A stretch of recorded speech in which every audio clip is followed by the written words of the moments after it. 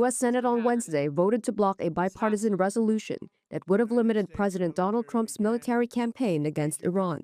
The measure fell 53 to 47, with all but one Republican voting against it and all but one Democrat voting in favor.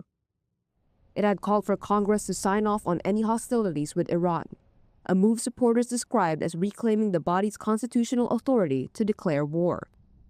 Democratic Senator Raphael Warnock argued for the measure. The declaration of war is not a power that the President of the United States has. The Constitution makes it clear the declaration of war is the authority and the responsibility of Congress.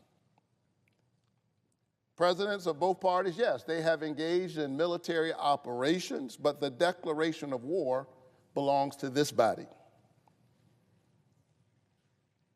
Well, to me, this looks like a war. Opponents, including Republican Senator James Risch, argued the president acted within his legal authority, saying the strikes were limited and necessary to protect U.S. forces.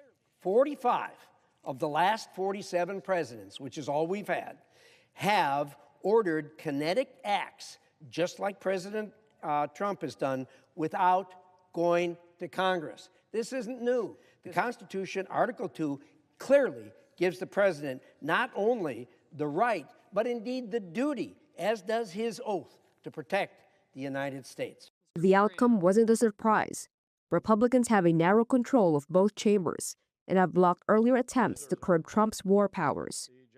Still, lawmakers pushing for the resolution say they won't give up, warning that a prolonged conflict with Iran could pull the U.S. into another forever war, similar to the long campaigns in Iraq and Afghanistan.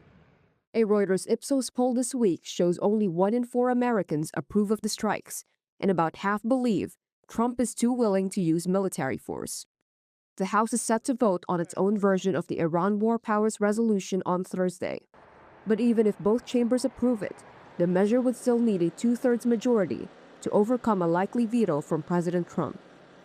The Iran campaign is unfolding alongside other U.S. military operations. Since September, American forces have been firing on boats in the Southern Caribbean and Eastern Pacific, in what the administration describes as an effort to deter Venezuelan drug trafficking.